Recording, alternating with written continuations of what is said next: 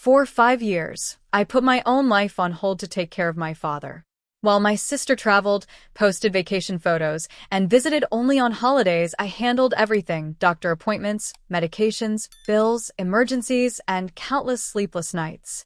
I never asked for recognition. I thought loyalty mattered more than rewards. Then came the day the attorney opened Dad's will. My sister received the house, the savings, and nearly everything else. I received a thank you paragraph. Everyone turned to look at me, expecting tears or anger. Instead, I smiled, handed over a set of keys, and said one word: congratulations. My name is Emma, and for 5 years, my life revolved around one person: my father. Everything started after his health began declining shortly after his 70th birthday. At first, it was small things: missed appointments, forgotten medications, trouble keeping up with bills. But over time, those small problems became daily responsibilities. And somehow they all landed on me.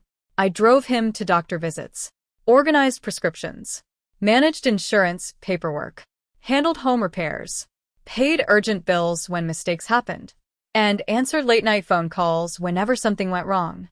I wasn't forced into it. I did it because he was my father. Because family is supposed to show up when things get difficult. My younger sister, Rachel, lived nearly 1,000 miles away. She visited occasionally, usually around holidays, sometimes for a weekend, long enough to take pictures, long enough to be praised. Then she'd leave again. Meanwhile, I stayed. Every single day. What made it harder was watching how differently Dad treated us. Whenever relatives visited, he talked about Rachel. Rachel's promotion. Rachel's vacation. Rachel's new apartment. Rachel's accomplishments. Rarely mine. At first, I tried not to let it bother me. Then years passed, and it became impossible not to notice. I remember one Thanksgiving when I had spent the entire morning helping Dad prepare the house. Cleaning, cooking, running errands. Rachel arrived 2 hours late carrying a pie from a bakery. Dad hugged her and announced to everyone, "There's my favorite girl." The room laughed. I smiled. But something inside me hurt. Not because I wanted attention, because I wanted acknowledgement. Still, I never stopped helping. Whenever friends asked why, my answer was always the same: he's my dad. And to be fair, Dad often promised everything would be handled fairly one day. He said it more than once. "Don't worry, Emma. I'll make sure things are right." I believed him, not because I expected money, but because I thought he understood what those 5 years had cost. The opportunities one postponed, the vacations I canceled, the relationships I put on hold. Then one winter morning, Dad passed away peacefully in his sleep. The funeral came and went. Family members returned home. And a few weeks later, we gathered at the attorney's office for the reading of his will. I sat quietly beside Rachel. The attorney opened the folder, then began reading. The house. Rachel. The savings. Rachel. The investments. Rachel. The valuables. Rachel. I felt every eye in the room slowly turn toward me. The only thing left for me was a small personal letter. Nothing else. Across the table, Rachel looked stunned for about 3 seconds. Then she smiled. A very satisfied smile. But instead of arguing, I calmly reached into my purse, pulled out a set of keys and several folders. Then I slid them across the table. "Congratulations," I said. Rachel happily picked them up. She had absolutely no idea what those keys actually represented. Rachel picked up the keys with a smile that practically glowed. For the first time all afternoon, she looked genuinely happy. "Well," she said, glancing around the room, "I guess Dad knew who was ready for responsibility." A few relatives exchanged uncomfortable looks. I simply nodded. "You're probably right." The attorney adjusted his glasses. "There are also several documents associated with the property." I slid the folders toward Rachel. She opened the first one. Her smile faded slightly. "What is all this?" "Property records," I replied. She opened another folder, then another, and another. Soon the table was covered with paperwork. Insurance renewals, tax records, maintenance schedules, contractor agreements, utility accounts, service histories. Inspection reports. Rachel looked increasingly confused. Why are there so many files? The attorney looked at me. I shrugged. Because houses don't manage themselves. A few relatives quietly chuckled. Rachel ignored them. She continued flipping through the documents. Then she found a calendar. Several calendars, actually. Every page filled with notes. Roof inspections. Heating system maintenance. Insurance deadlines. Property tax reminders. Seasonal repairs. Vendor contact information. Emergency procedures. Her expression changed again. This time, she looked worried.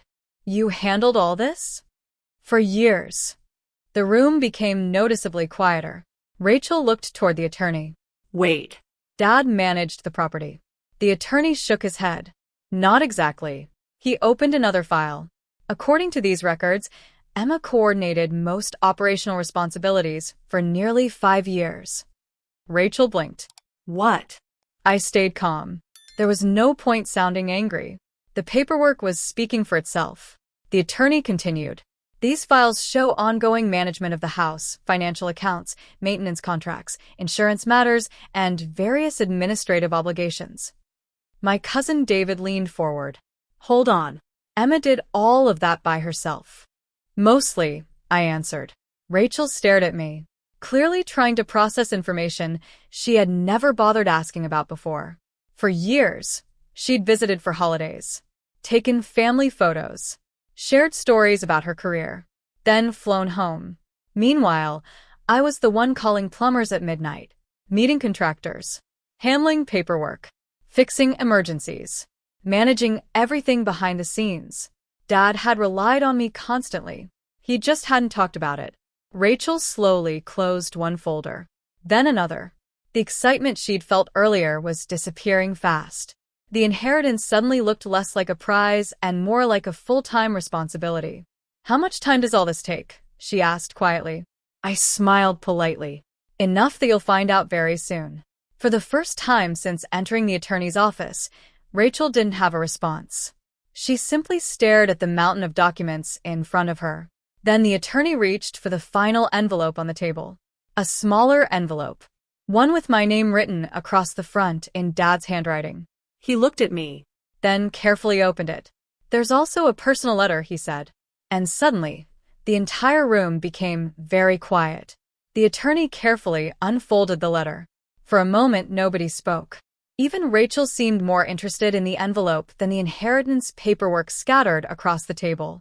I recognized Dad's handwriting immediately. The same handwriting I'd seen on birthday cards, grocery lists, and appointment reminders for years. The attorney looked at me. Would you like to read it yourself? I shook my head. No. Please read it. He nodded and began. Dear Emma, if you're hearing this letter, then there are things I failed to say while I was alive. The room became completely still. First, thank you. 3 simple words. Yet they hit me harder than anything else that day. The attorney continued. For 5 years, you carried responsibilities that should never have belonged to one person alone. You drove me to appointments, managed my affairs, fixed problems before I even knew they existed, and gave up time that should have belonged to you. I felt my throat tighten. Across the table, Rachel lowered her eyes. I know I didn't always say it. I know I often praised others while assuming you understood how much I appreciated you. The attorney paused briefly before continuing. That was my mistake. For the first time, I saw tears forming in my aunt's eyes. Dad's words filled the room. Honest. Simple. Real. I trusted you because you never looked for recognition. You simply did what needed to be done. That kind of loyalty cannot be measured by money, property, or possessions. The attorney looked up for a moment. Nobody moved. Nobody interrupted. If there is one thing I hope you understand, it is this. I saw your sacrifices. Every single one of them. The lump in my throat became impossible to ignore. For years, I had wondered whether he noticed, whether any of it mattered. And now I had my answer. You gave me dignity during the most difficult years of my life. I will always be grateful. The attorney reached the final paragraph. I hope this letter gives you something more valuable than an inheritance. The truth. I was proud of you every day. Silence followed. A long silence. Then Rachel quietly wiped her eyes. I'm sorry, she whispered. Not just for that day. For years. For taking my efforts for granted. For assuming things would always be handled. I nodded. Because, honestly, the anger was gone. The house no longer mattered. The money no longer mattered. What I had wanted all along wasn't an inheritance. It was acknowledgement, recognition, the truth. And sitting there with Dad's final words still hanging in the air, I finally understood something. The greatest reward wasn't the house or the inheritance. It was hearing the truth from the person I spent 5 years trying to help.